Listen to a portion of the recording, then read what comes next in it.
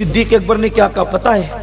किताब का नाम है नेमतुल कुबरा, लिखने वाले का नाम है इब्ने हजर मक्की अल हैसमी रहमतुल्लाहि ताला अलैह। वो फरमाते हैं कि वो क्या कहते हैं आपको पता है कि सिद्दीक अकबर ने फरमाया, नेमतुल कुबरा में इब्ने हजर लिखते हैं कि सिद्दीक अकबर ने फरमाया, अगर कोई मिलाद का जश्न मनाने में सिर्फ 1 रुपया खर्च करे, कितना? 1 रुपया। कितना? 1 रुपया। उस दौर में रुपया नहीं बना था, लेकिन दिरहम की बात की गई है। मैं आपको समझाने के लिए रुपया कह रहा हूं, वरना आप कहेंगे वो उधर तो रुपया था नहीं, आप ये रुपया कहां से लाए हदीस में? मैंने ऐसी कई हदीस में रुपये का जिक्र कर दिया तो लोगों ने कहा कि मैंने कहा अल्लाह के बंदे, रिवायत बिल माना बिरा कभी तो इस्लाम में तसव्वुर है समझाने के लिए। तो बहरहाल सिद्दीक अकबर ने फरमाया 1 दिरहम अगर कोई रसूलुल्लाह सल्लल्लाहु अलैहि वसल्लम की मिलाद पर खर्च करेगा खुशी करते हुए, तो वो अबू बकर सिद्दीक के साथ जन्नत में दाखिल किया जाएगा।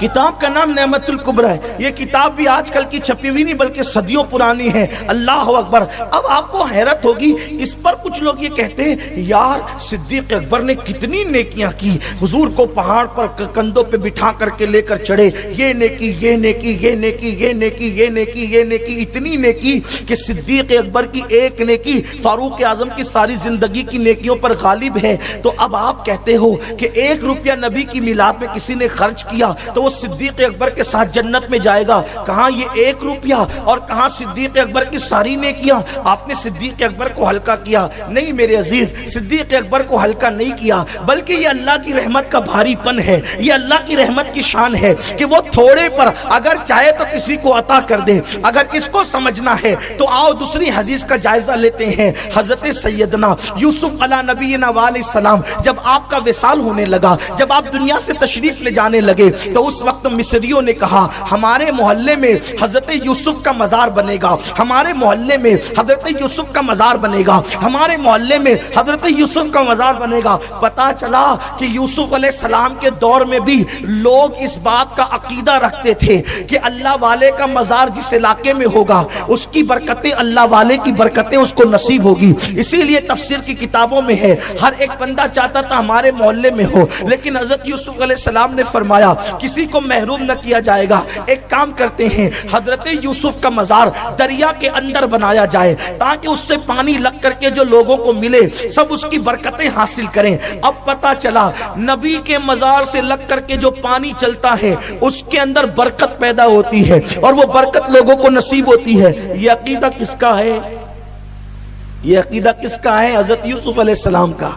बोलो नबी का अकीदा कुफरिया हो सकता है? तो यूसुफ अलैहिस्सलाम ने फैसला किया कि मेरा मजार कहां बनेगा? दरिया में। आपसे पूछना चाहता हूं क्या दरिया में भी कब्रें बनती है? और कब्रें दरिया में बनेगी तो कब्र का हाल क्या होगा? सब बह जाएगा, चंद दिनों में तो लाशा भी बह जाएगा। लेकिन ये नबी की शान है, पानी को भी इतना शऊर है कि कहां लगना चाहिए और कहां बचना चाहिए। अल्लाह अकबर। हजरत यूसुफ अलैहिस्सलाम का मजार दरिया के अंदर बना दिया गया, लेकिन यह भी वसीयत हजरत यूसुफ अलैहिस्सलाम की थी। सूरह यूसुफ की तफसीर उठा करके आप पढ़ ले। हजरत यूसुफ अलैहिस्सलाम की यह भी वसीयत थी कि जिस दिन बनी इसराइल मिस्र छोड़ करके जाएंगे उस दिन वो मेरे कब्र को खोलेंगे और कब्र को खोल के मेरा लाशा ले करके जाएंगे और मुझे फिर वहां ले जा करके दफन करेंगे जहां मेरे आबाओ अजदाद की कब्रें मौजूद है। अल्लाह अकबर। अब हजरत यूसुफ को पता था कि एक दिन ऐसा आएगा, एक दिन ऐसा आएगा, एक दिन ऐसा आएगा कि बनी इसराइल मिस्र छोड़ करके जाएंगे।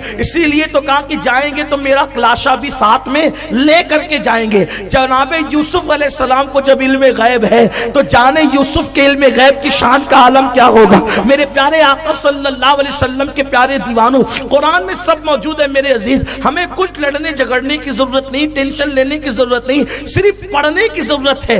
उम्मत मुस्लिमा पढ़े, इल्म हासिल करे, जिहालत की वादियों से निकले, जिहालत के दलदल से निकले, इल्म की शाहरा का मुसाफिर बने। जनाब यूसुफ अलैहिस्सलाम ने फरमाया मेरे मजार, मेरी कब्र को खोल करके मेरे लाशे को लेकर के जाना। अल्लाह अकबर। फिर क्या हुआ? तारीख में आता है, तफसीर में आता है, हदीस में आता है, हजरत मूसा अलैहिस्सलाम के दौर में जब फिरौन का जुल्म हद से बढ़ गया तो हजरत मूसा अलैहिस्सलाम ने अपनी कौम को कहा अब हमें मिस्र छोड़ करके यहाँ से चले जाना है। वसीयत याद आई, इसलिए कि नस्लन बादा नस्लिन जो है वसीयत मुंतकिल हो रही थी। जब भी बनी इसराइल जाएंगे حضرت یوسف کو لے جائیں گے، حضرت یوسف کو لے جائیں گے۔ پھر کیا ہوا؟ جناب یوسف علیہ الصلوۃ والتسلیم کے مزار کی کھوج میں لگ گئے، اور پھر کیا ہوا؟ حضرت موسیٰ علیہ السلام نے پوچھا یہ بتاؤ کہ حضرت یوسف کا مزار کہاں ہے؟ ان میں ایک بڑھیا عمر رسیدہ تھی، اس نے کہا اللہ کے کلیم مجھے معلوم ہے کہ حضرت یوسف کی قبر کہاں ہے، میں بتا سکتی ہوں، لیکن میری ایک شرط ہے، شرط یہ ہے کہ اس کے بدلے میں جنت میں آپ کے ساتھ داخل کی جاؤں گی، میں حضرت یوسف علیہ السلام کی قبر بتاؤں گی، قبر یوسف کا پتہ بتاؤں گی، لیکن صلہ کیا ملنا چاہیے؟ جنت میں آپ کے ساتھ جاؤں گی۔ حضرت موسیٰ نے کہا اوقات دیکھ، میں ساتھ ساتھ حدیث کی تشریح بھی کر رہا ہوں، اوقات دیکھ، تیرا جنت میں جانا تیرے لیے کافی ہے، میرے ساتھ موسیٰ علیہ السلام کے ساتھ۔ موسیٰ علیہ السلام کے برابر وہ بڑھیا کی نیکی ہو سکتی ہے؟ بولو نہیں ہو سکتی، لیکن کس عمل پہ جانا چاہتی ہے؟ نبی کا مزار بتانے کے بدلے میں، یہ نبی کا مزار ہے، حضرت یوسف کا مزار، یہ بس یہ بتانے کے عوض میں وہ حضرت موسیٰ کے ساتھ جنت میں جانا چاہتی ہے۔